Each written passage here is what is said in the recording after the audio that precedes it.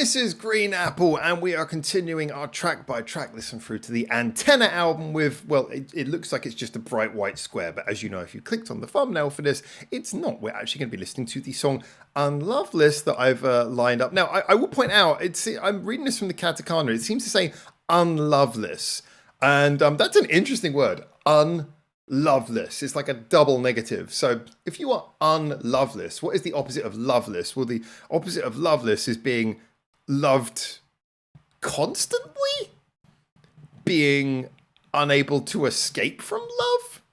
So unloveless. It sounds like a pretty good existence.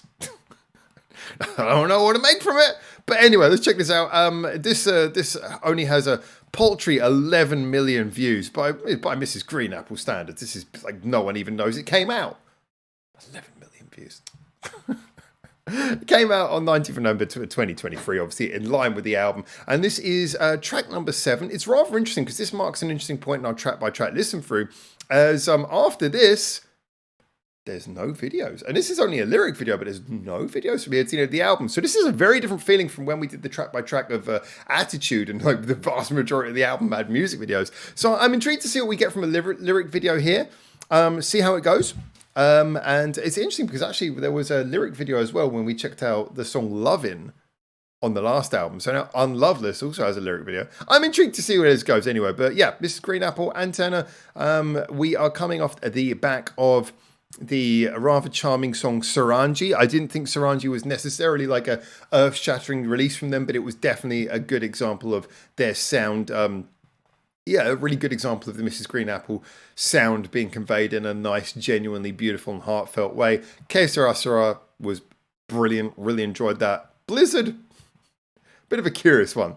But this album so far has been, I would say, mostly really strong. But definitely a lot of variation. And obviously, as we now know, this is the only full album they've had as a 3-piece. So let's check out, see what we got here with Unloveless, which is the way I'm reading that. I'll tell you if we get to the end and I find out I was wrong.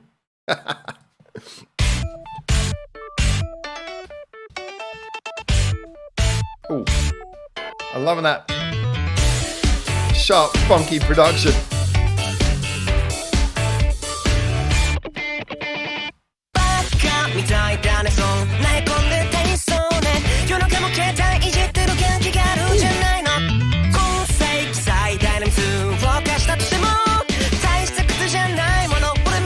There's so much going on funky here.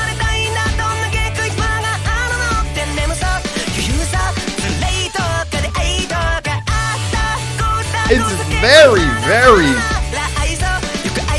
strong sense of momentum.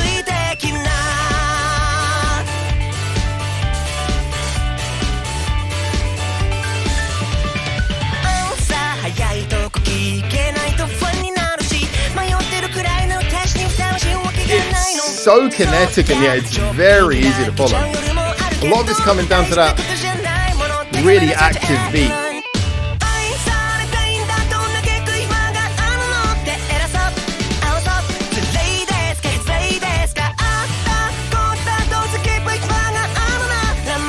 That's a pretty strong chorus as well. It's a short and sweet chorus. Oh, and we're already in the bridge. This is a short song.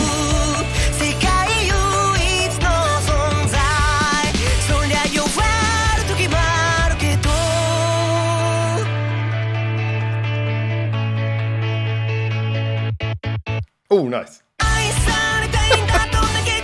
Now I'm in time.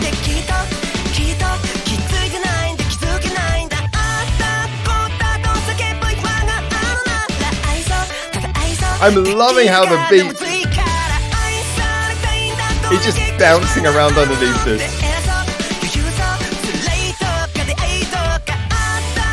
And this is how the keyboard's just like left side then right. That's so cool.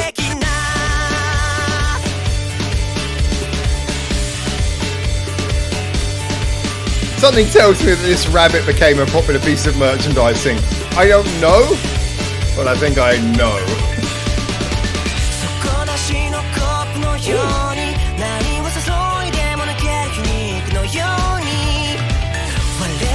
Interesting little second melody for the ending.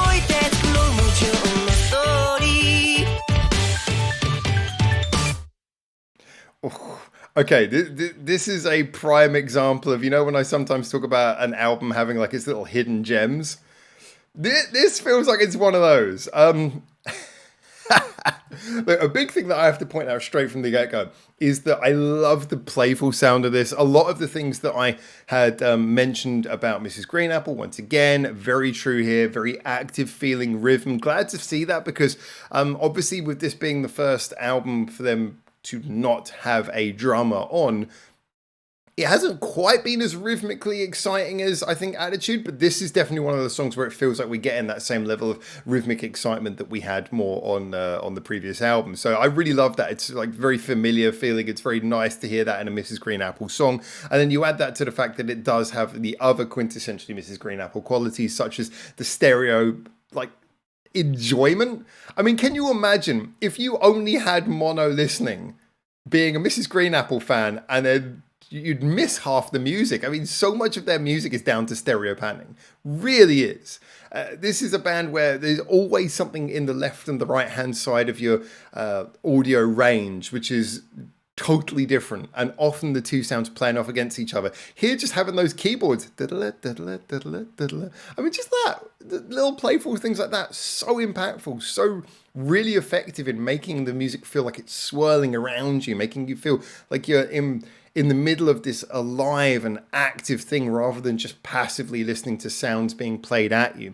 It feels like the music is all around you and it's very lively and energetic, and even the drum beat just doesn't get complacent and sit in a rhythm. As I mentioned earlier, it's very active in a way that reminds me a lot of the better stuff from Attitude, or to be honest, a lot of the beats from Attitude, because that had some fantastic drum work on there.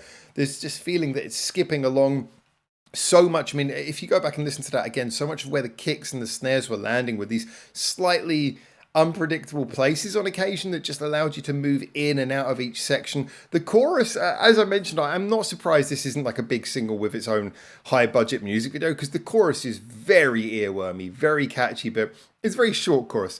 Yeah, it goes around once and it goes around again. It's quite a short chorus that isn't going to have probably as much longevity as some of their bigger and more popular songs, but it's definitely going to be the sort of earworm where you're going to occasionally think, I want to listen to that song again. But you listen to it like 5 times in a row, your brain might start to slightly fall apart. It's that kind of earwormy song where this could get dangerous if you listen to it on repeat play, I think.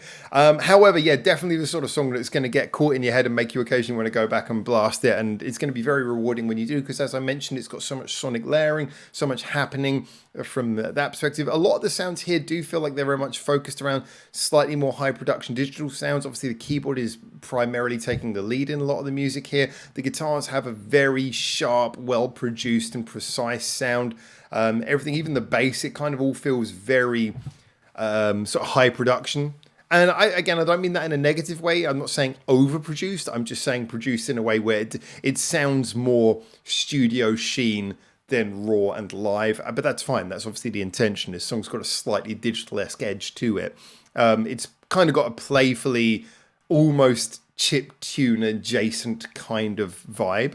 If you don't know, chiptune is often the style that's referred to when you think about those old 8-bit video game music sounds. You know, there's a lot of musical artists who like to play a lot with those sounds. This almost feels like it's harkening back to a little bit of that. But yeah, to me, I just found this just incredibly good fun, entertaining. I think it was wise not to make it a big budget single, but I think it was also wise to give it a lyric video, because although this might not be one of those classic legendary songs that's going to stick with you forever as your favorite Mrs. Green Apple song, it's definitely one of those songs where you're going to want to put it on occasionally and just remember it, and it'll get caught in your head. You'll probably be driving along one day or sitting on the bus, and then suddenly it'll come in your head and you'll go, Unloveless. Yeah, I've got to go listen to that song again. I just remembered it again. I've got to be thinking about it for the next week. Really enjoyed this. This was a ton of fun. And again, as well, I think probably a good idea from the consideration of the flow of the album. Like, Sarangi was nice, but definitely not what you call a high-paced song. Que Sera Sera, also a beautiful song, but not exactly high-paced. Blizzard, I think, wanted to be high-paced, but the energy was really weird for me in that. So at this point, the album was feeling a little bit like it needs a little bit of a injection of oomph, and I think Unloveless was a great way of doing that. Obviously, next, though, we got a song called Loneliness right after Unloveless. So that's going to be an interesting little change in direction. I'm looking forward to seeing where we go with that. But as always, if you want to find out with me, then feel free to like, subscribe, do all the YouTube stuff. And when I do eventually see you in the next one of these videos, well, until then, for now, Ciao, ciao.